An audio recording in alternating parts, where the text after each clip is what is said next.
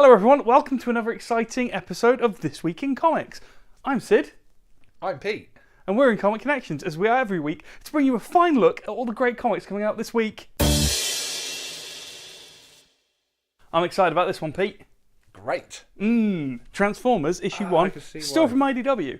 So, interestingly, because you know they've been doing Transformers for a while at IDW. Yes. The rumour was they'd lost the licence. They haven't lost the licence, but Hasbro demanded a complete reboot, starting fresh, because it's been like 14 years, and it was just one storyline, really good. Yeah. But how do you get new readers on? Start with again. Number 1. Start again from issue 1. Same Transformers, new story. What? Story so far? Thought it was one. The beginning. No, it's 0 1 or a half. 1. Okay. Well, I guess people existed before the comic started. You know, the idea of this one is it's ultimately accessible for everyone. It's still on Cybertron before the war's really kicked off. There is a toy line that ties in with this. Excellent. And there is an animated series coming. So it should really be called Transformers Siege War for Cybertron. But they've gone with the snappier Transformers. Makes sense. Bold new era. They've got a fantasy writer who lives in Edinburgh. He's come onto the book writing it, so completely fresh take on it.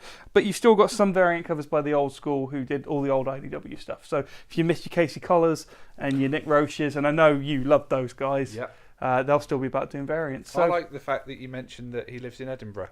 Yeah, don't know why I know that, but there you go. Yeah, it's good to know. Well, you know, there's such a fine pedigree of British creators on Transformers. You know, you have Simon Thurman. The others. And the others. Yeah. The others are good. I can't name the others. Don't. I won't. We'll still be here 10 minutes from now. You might come in store this week and look at the amount of Asgardians of the Galaxy on the shelf and think, that's a silly amount of Asgardians of the Galaxy. I did notice. And you'd sort of be right, but that's because War of the Realms sort of begins here. Perfect. Sort of. So War of the Realms starts properly next month, but I thought, let's kickstart it, let's get the conversation going. Yeah. Let's get those pre-orders in. We are matching it to Avengers, so anyone who's reading Jason Aaron's Avengers will be getting War of the Realms. There is an awful lot of stuff tying into it, though. But it all kind of begins here. This is one of the first books that has had what Marvel are making it easy for the shops. On the invoice, they put a WR after it if it ties into War of the Realms. Perfect. So good for us, useless for customers, but they do put the banner across the top of the comic. So if you're interested in the big War of the Realms crossover, you could do a lot worse than starting right here with Asgardians of the Galaxy issue 7. This is Jason Aaron's kind of swan song from Thor. After this, he's off. Yeah, after that he's done. And we've got Current Bunn drawing this one. Current Bunn? Sorry, Cullen Bunn drawing this one. He's never heard that before, I'm sure. Didn't he voice a Transformer? No. And the beautiful thing about this is we have all 6 issues in as well, because we're amazing like that. We keep stuff in stock. It's not just that it hasn't sold. We do buy extra for our back issue section. Because we're one of the few comic shops that still have a roaring trade in back issues. Love a good back issue section. Sometimes it feels like it's a new week, it's a new Image issue 1. And this week we've got Little Bird issue 1. So it's a heavy fantasy book, but it looks quite violent. It's very violent. Very I was violent, surprised. yeah. Little Birds, you think, that's going to be nice. No. Yeah, but what I'm getting from it, I don't think this is set in the past, like a lot of fantasy books are, or on a different alternate universe. I think it's set post-dystopia, humanity's been, gone, collapsed, and they're kind of rebuilding. The artwork by, I presume Ian Bertram's the artist, is heavily influenced by Frank Quitely in that kind of European style. And a bit Shaolin Cowboy. Oh, yeah, there's a bit of Jeff Darrow. But I've always found... Very high there. Yeah, thank you. Yeah. There's always been a little bit of a crossover between Jeff Darrow and Frank Quitely. That's why I like their stuff. And they both did covers to Transmetropolitan. That's how you link those two. Perfect. So, moving on. Yeah, if you want your new Fantasy Image issue 1, we back this very heavily because you know why? Image were clever. They made this fully returnable. So that means we've got plenty of copies in. People can come in, try it out. It's risk-free for us, so perfect. Pretty good. Give it a go. Little Bird. Let's not jump to Marvel again. Amazing Spider-Man issue 17. Now, it's quite weird for me to go, hey, look, it's issue 17 of a book. This is a good jumping on point. But it actually is, because Nick Spencer's new Hunted storyline... Is that Craven? Starts here, yeah, and it is Craven. And look, he's won. He's killed Spider-Man, cut his head off. Spoilers. Don't need to read it now. No, don't. Spider-Man's dead. It's all over. Sorry, guys, there won't be an issue 18. It's done. No, we're being silly. Of course, there will be an issue 18 because Spider-Man comes out thick and fast every 2 weeks. It's a $5 book because there's 30 pages of content, so that's not too bad. You're paying a bit extra, but you're getting more bang for your buck. We don't mind it when that happens. But yeah, Spider-Man's still a very strong seller for us. Big crossover. Looks to be one to watch, I think. Lots of people are very excited about this one online. Good to see Craven back. I assume he's been gone. No, not really. Okay. He comes and goes as he pleases. That's Craven for you. Well, he's an adult, isn't he? He is. Yeah, to be fair. He is. Yeah. So, Pete, do you remember The Goon? No. Oh, okay. So The Goon is a Dark Horse character written and created and drawn by Eric Powell. Very much the kind of book that I recommend to people who like Hellboy, BPRD, because it's that kind of spook show horror kind of theme. Okay. It's back, but not from Dark Horse and not from Image. It's an issue 1 from Albatross Funny Books. He's basically self-publishing, I think that's what's happening there. But The Goon starts again. Excellent. So you don't need to worry about the 12 volumes of the Dark Horse graphic novels, but we do all have them in stock because we're very well stocked here.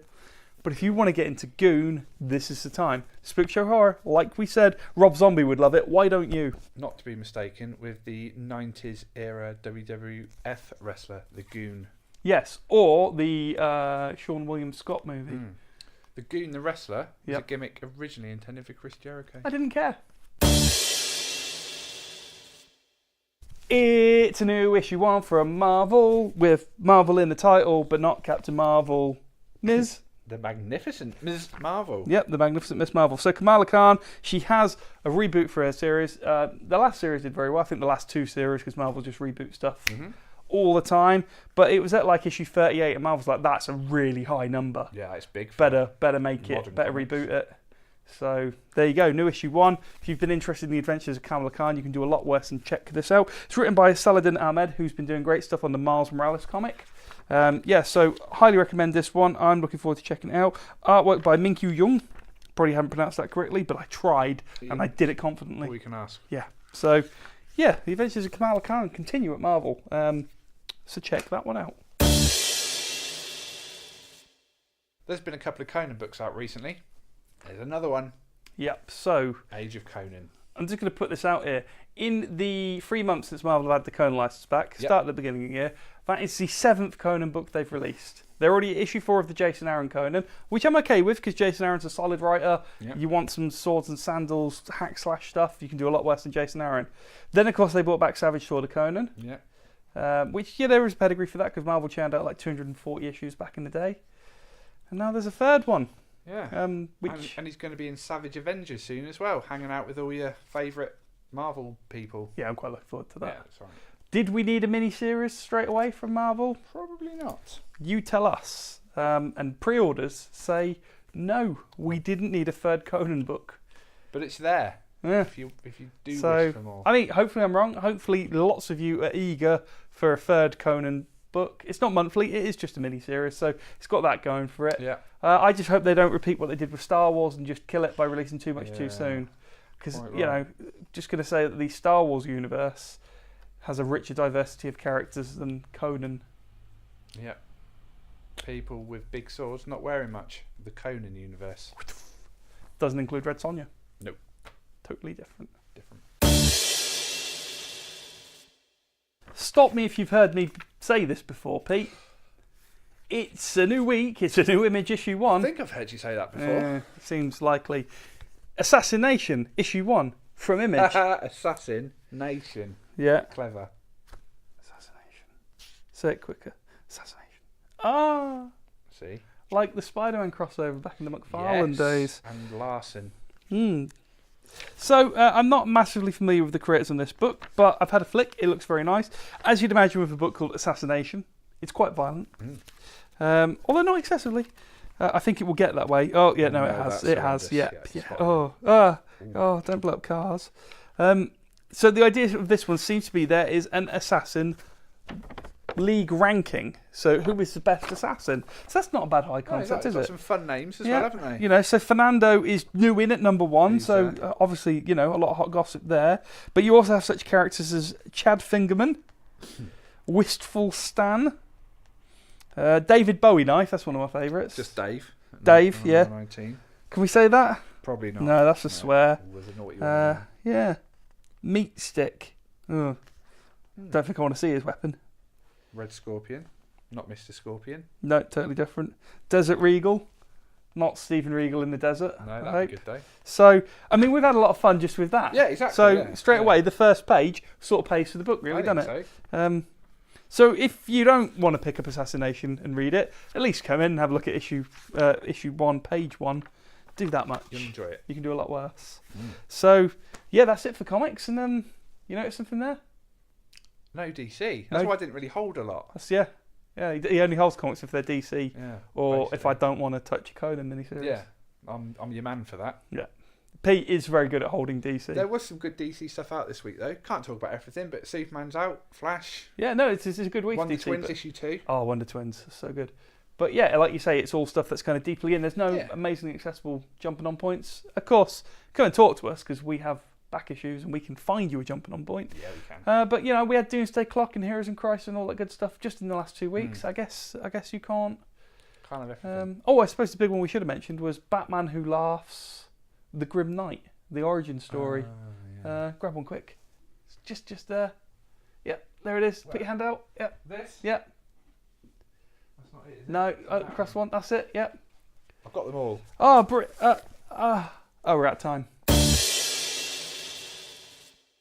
But we're not going to let you get away without talking about some DC. Yes. For me, without a doubt, the graphic novel pick this week is the hardcover of 80 Years of Detective Comics, or 80 Years of Batman, if you prefer. Quite right. So you'll remember, about this time last year, Action Comics 1000 was going to be a thing. Mm-hmm. We were counting down, and we had the hugely successful 80 Years of Superman book, which were key issues from Action Comics' history.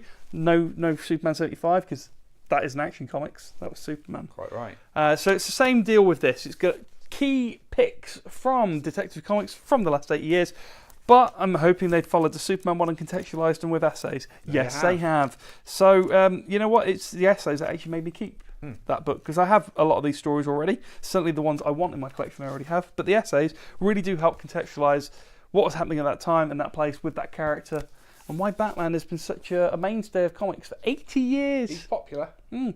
Considering, really, if you think about it, he's the last great pulp creation, and he very easily could have disappeared when superheroes took over, but he didn't, because he dresses like a bat, and that's awesome.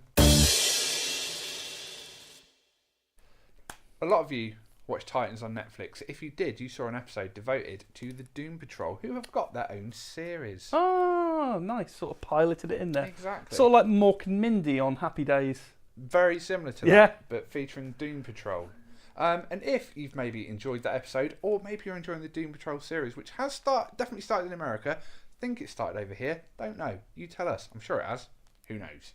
But if you're enjoying it, Doom Patrol has got many trade paperbacks out, but this is the most recent series from the Young Animal imprint from Gerard Way, who we spoke about recently because of the success of the Umbrella Academy. Another week, another Gerard Way Netflix series. Exactly. And a cross-promotion sale with a book, which is quite white, but with a lot of red in the logo.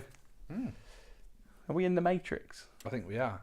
But yeah, Doom Patrol, I've never personally read it, but I've heard good things about this run. I've heard very good things about the Grant Morrison run from several years ago. Have you read that? The Grant Morrison Doom Patrol? I tried the Grant Morrison run, and then it got a bit too Grant Morrison-y. That's the problem with Grant Morrison. But if you like a bit of Grant Morrison, and a lot of you do, Doom Patrol stuff is meant to be some of his best work. So yeah, if you're enjoying the TV show, check it. Always quite fancied reading his Animal Man run. I've read a bit of it. Does it go a bit Grant Morrison-y? It does a little bit, yeah. It's a shame. It's a shame. 50% Morrison's about what I can take. Yeah. Miller stuff, Flash, Justice League. It's alright. Yeah. So I think that's everything we needed to talk about this week. Hang on. Okay. Action figure of the week. Or should I say, action figures. With this 2-pack from Glow, the popular wrestling show based on women's wrestling promotion, Glow. If you haven't watched Glow on Netflix, I actually recommend it. It's very, very good. There's also a good documentary about the Glow Federation from back in the 80s. Yes. And of course, there is a mini-series coming from IDW in the next few weeks. We'll be taking a look at that. But we took a look at that first. Seg. Debbie Egan and Ruth Wilder. Yeah, I wouldn't have remembered their names. No, it's on the back. That helps, yeah. Thanks for watching. We'll see you next week, and we'll look at comics and maybe an action figure or maybe something else. I don't know. It'll be a triple pack of action figures because it's double this week. Oof. It's going to get hard to top, isn't it, eventually. Thanks for watching. Bye.